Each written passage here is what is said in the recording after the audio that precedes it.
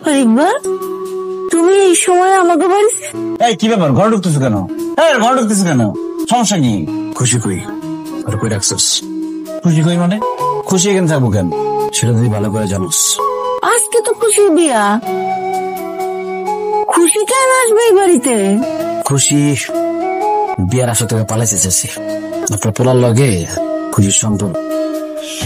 ভাই সব জায়গায় খুশি, কোনো জায়গায় নেই। কি কস? সব জায়গায় খুঁজছস? হ্যাঁ ভাই। যাই তাহলে তুই চল। আমি আব্বা যাইতে খুঁজতে তোরে, তুই যাবি?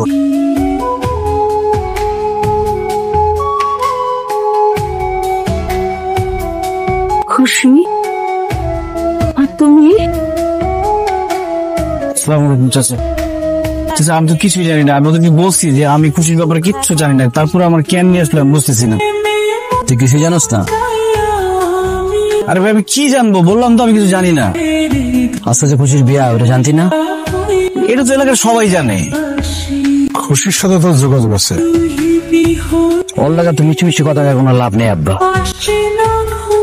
পরে দুই চারটা মারলে নয় এমনি কয়ে দিব। থাক থাক থাক থাক। এই, এদিকে এদিকে আয়, বস। বিশ্বাস করেন আমি সত্যি জানি না খুশি কই আছে। আমার মনে হয় আসলে কিছু জানে না। তাইলে খুশি যাইবো কই? ওই যাইবো তো, আমি এখানে বসে কি করে জানবো? খুশি আমি পারিনি। আমি এই বিয়েটা করতে চাই নাই, আব্বা জোর করে আনলে। তারপর বাপ মায়ের সম্মান নষ্ট করা উচিত না। পরিবারের দোয়া না থাকলে কেউ সুখী হইতে পারে না রে মা। ওই বউ, আমি তো আসলে একটু খাওয়ান নিয়ে আসি। মা, খুশি নাকি বিয়ের আসল থেকে সত্যি সত্যি পালাইছে। আমি ঠিক বলে কথা বিশ্বাসই করিনি। আমি জানি। তুমি কি বলবেন? তুমি পালাইছো কেন? বিয়ে করবো না এটা বললেই হতো। অনেকবার বলছি, কেউ আমার কথা শুনে নাই।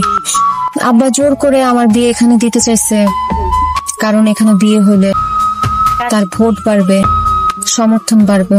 অবশ্য এইটা পালানোর দ্বিতীয় কারণ। তার প্রথম কারণ? একজনকে পছন্দ করতাম। কে সে?